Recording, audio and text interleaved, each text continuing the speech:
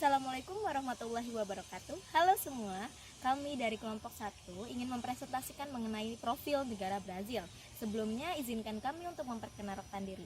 Saya Monica Damayanti dengan NIM 1403619029 dan saya akan membawa kedua rekan saya yang bernama. Perkenalkan, saya Indah Alfia Septiani dengan nomor NIM 1403619057. Perkenalkan, nama saya Aini Sofia Rahmatillah dengan NIM 1403619027. Selamat menyaksikan. Halo, saya Monica Damayanti. Di sini saya akan membahas mengenai sejarah dan letak geografi Brazil. Ingin tahu lebih lanjut? Simak video berikut ya.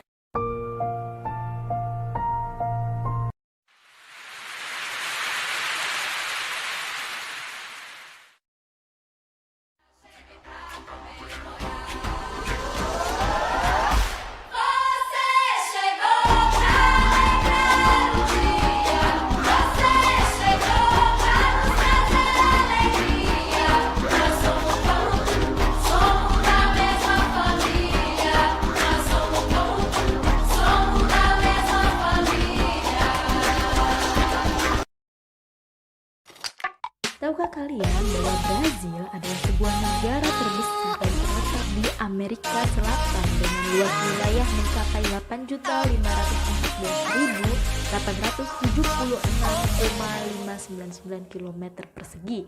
Ini mengartikan bahwa luas wilayah Brazil lebih luas daripada wilayah Indonesia yang hanya sekitar 1.904.000 km persegi. Brazil memiliki letak astronomi terletak di 5 derajat lintang utara sampai 34 derajat lintang selatan dan 35 derajat BB sampai 74 derajat BB. Letak astronomi tersebut ternyata memberikan pengaruh terhadap keberadaan iklim yang ada di Brazil. Brazil memiliki dua iklim, yaitu iklim tropis dan subtropis. Iklim subtropis dimiliki oleh beberapa kawasan kecil Brazil yang ada di bagian selatan, dan sebagian besar kawasan itu memiliki iklim tropis dengan curah hujan rata-rata per tahun 2000 mm per tahun dengan suhu 37,5 derajat Celcius.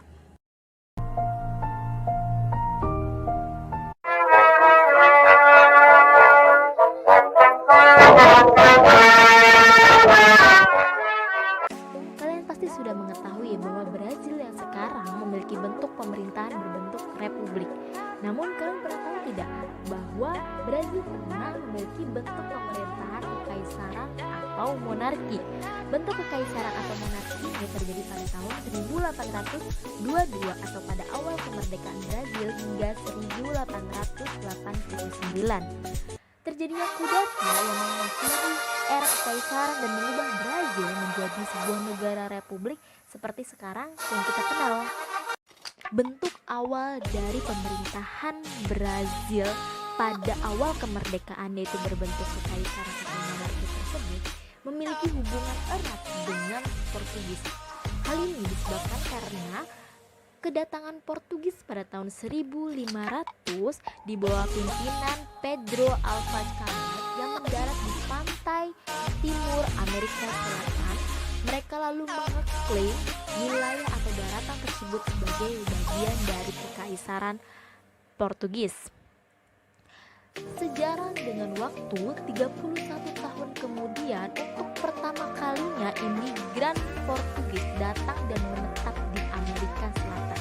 Seiring berjalannya waktu, muncullah daerah-daerah koloni dan dengan batasan-batasan yang serupa dengan batas milik negara Brazil yang sekarang. Perang Napoleon pada abad ke-19 di Eropa menyebabkan Portugis dan Prancis berada dalam kubu yang berseberangan. Untuk menyelamatkan diri dari amukan pasukan Prancis pada tahun 1808, keluarga kerajaan Portugis terpaksa untuk mengungsi ke Brazil dan menjadikan Rio de Janeiro sebagai ibu kota sementara kerajaan Portugis. Hingga pada tahun 1815, status Brazil yang awalnya merupakan daerah koloni atau provinsi diubah menjadi sebuah kerajaan dengan putra mahkotanya Dom Zhao sebagai rajanya.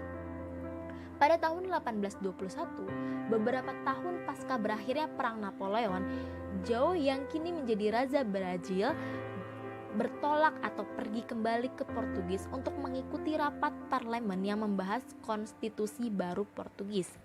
Sebelum pergi ke Portugis, ia menitipkan tampuk kekuasaan Brazil kepada putranya bernama Dom Pedro atau yang nanti dikenal dengan Pedro I. Tak lama usai berkuasa, Pedro langsung mengeluarkan sejumlah kebijakan yang mampu menarik perhatian rakyat Brazil. Ia menerima pemotongan gajinya sendiri, penjualan kuda-kuda milik kerajaan demi menambah pundi-pundi kerajaan, dan larangan menarik pajak garam. Kebijakan-kebijakan yang dikeluarkan oleh Pedro I ini ternyata mampu loh untuk menarik simpati dari rakyat-rakyat Brazil. Ketika rakyat-rakyat Brazil sudah senang dengan kekuasaan Pedro I dan Pedro I juga sudah nyaman dengan apa dan kekuasaan yang dia miliki, di Portugis menyatakan bahwa kerajaan Brazil akan dibubarkan dan diubah kembali statusnya menjadi daerah koloni. Hasil keputusan ini merupakan hasil dari rapat parlemen saat itu. Hal tersebut jelas tidak disukai oleh Pedro yang secara otomatis dia akan kehilangan statusnya sebagai Raja Brazil jika keputusan tersebut sampai berhasil direalisasikan. Penolakan serupa itu juga disuarakan oleh rakyat Brazil karena jika status kekaisaran milik Brazil dicabut, maka wilayah tersebut secara otomatis akan kehilangan kebebasan dan kemandiriannya untuk mengelola urusan-urusan internal. Pada tanggal 7 September 1822, Pedro menolak semua atribut-atribut kerajaan Portugis dari seragamnya sendiri dan mendeklarasikan kemerdekaan Brazil sebagai negara kekaisaran. Aksi yang dilakukan oleh Pedro pada tanggal 7 September 1822 ini ternyata menyebabkan terjadinya konflik. Konflik yang terjadi tersebut dilakukan oleh kaum-kaum yang pro Pedro dan pro terhadap Portugis. Karena konflik tersebut menyebabkan Pedro harus memperkuat kekuatan militer negara barunya, sehingga membuat Pedro itu harus menyewa tentara luar negeri bernama Admiral Thomas Alexander Coran yang sudah lihai dan pro terhadap perang Napoleon. Hasil dari konflik tersebut itu ternyata berbuah manis terhadap Brazil, di mana Brazil mampu memenangkan konflik tersebut sehingga mampu mengusir Portugis untuk kembali ke negerinya. Pada tahun 1826, Brazil mendirikan sebuah majelis umum atau parlemen. Namun masalah baru itu ternyata muncul dengan kehadiran majelis umum tersebut. Konflik yang terjadi pada saat ini antara Pedro dengan para anggota majelis. Situasi semakin runyam setelah tahun 1828, di mana puncaknya terjadi ketika Chris Platin di selatan Brazil sukses untuk memerdekakan diri dan menjadi negara baru bernama Uruguay.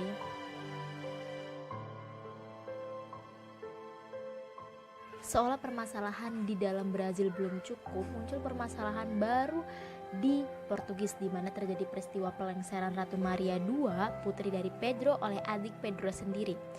Pedro yang merasa tidak sanggup harus menangani kedua masalah secara bersamaan, akhirnya membuat Pedro melepaskan tahtanya sebagai kaisar Brazil dan bertolak ke Portugis untuk membantu memulihkan tahta putrinya. Perginya Pedro dari Brazil ternyata membawa dampak dan permasalahan baru bagi negeri di Amerika Selatan itu, di mana Pedro meninggalkan seorang putra yang masih berusia 5 tahun dan belum mampu untuk memimpin sebuah negara. Kepergian Pedro ini ternyata memicu terjadinya krisis politik dan pergolakan di provinsi-provinsi. Baru setelah tahun 1840, Brazil secara berangsur-angsur mulai membaik setelah putra dari Pedro I dinyatakan sudah cukup umur dan mampu menggantikan ayahnya.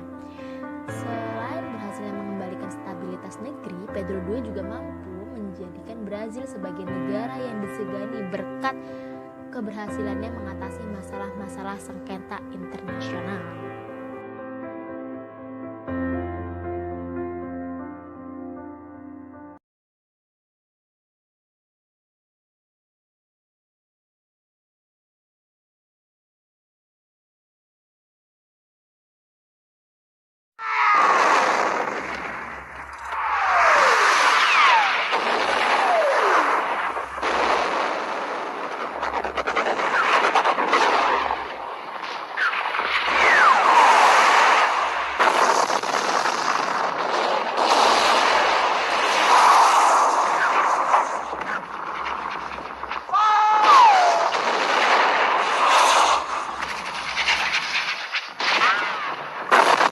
Sumber daya alam di Brazil. Brazil memiliki 4 sumber daya alam, yaitu pertanian, peternakan, perikanan, dan pertambangan. Keempat sumber daya alam yang ada di Brazil itu tersebar di beberapa tempat, yaitu di daerah lembah Amazon, dataran tinggi Brazil, dan dataran pantai timur Brazil. Di daerah lembah Amazon, di bagian utaranya ada kegiatan pertambangan mangan di daerah Amapá. Hutan Amazon menghasilkan karet dan menghasilkan kayu. Kayunya diekspor ke luar negeri. Di dataran tinggi Brazil ada perkebunan kopi di Brazil, di daerah Sao Paulo dan Paraná, dan ada juga pelabuhan kopi bernama Santos. Dan yang terakhir, di daerah dataran pantai timur ada perkebunan tebu, kapas, tembakau, dan coklat. Kependudukan di Brazil. Brazil memiliki 212.559.417 jiwa populasi. Brazil berada di urutan 6 terbesar di dunia sebagai populasi terbesar. Mayoritas agama adalah Katolik Roma sebesar 74% dan 15,4% menganut Protestan. Sisanya menganut Spiritisme terbanyak di dunia. Agama lainnya yaitu agama tradisional Afrika, Buddhisme, Shinto, dan Islam. Pendidikan di Brazil. Sistem pendidikan di Brazil didasarkan pada konstitusi pada tahun 1988 sebagai hak universal yang harus dipromosikan dan dilindungi oleh pemerintah. Brazil sendiri masih mengupayakan bagaimana sistem pendidikan terbaik untuk negara mereka. Brazil sedang mengupayakan untuk peserta didik dan mahasiswa dari negara Brazil bisa sekolah atau berkuliah di luar negeri, terutama di Amerika Serikat. Pemerintah Brazil memberikan 100.000 beasiswa bagi peserta didik dan mahasiswa dari negara Brazil, penduduk mereka, untuk bersekolah atau berkuliah di 20 negara, terutama di Amerika Serikat. Jenjang pendidikan di Brazil. Pendidikan dasar wajib 9 tahun, pendidikan tengah 3 tahun, ada pula pendidikan menengah kejuruan 3-4 tahun, pun ada pendidikan orang dewasa selama 4-6 tahun, ada pula perguruan tinggi, dan master, dan terakhir yaitu doktor. Bentuk pemerintahan yang dianut oleh Brasil adalah bentuk pemerintahan republik presidensial federal yang kepala negara dan kepala pemerintahannya adalah presiden dan wakil presiden. Presiden dan wakil presiden dipilih secara langsung oleh rakyat dalam pemilihan presiden untuk masa jabatan 4 tahun atau dapat dipilih kembali untuk 2 periode. Sistem pemerintahan Brasil juga memiliki Kongres Nasional atau Kongreso Nasional, semacam MPR dan DPR. Kongres ini merupakan badan bikameral yang terdiri dari Senat Federal atau Senado Federal dan Câmara dos Deputados. Dari sinilah yang juga membedakan antara Republik Indonesia dengan Republik Brasil.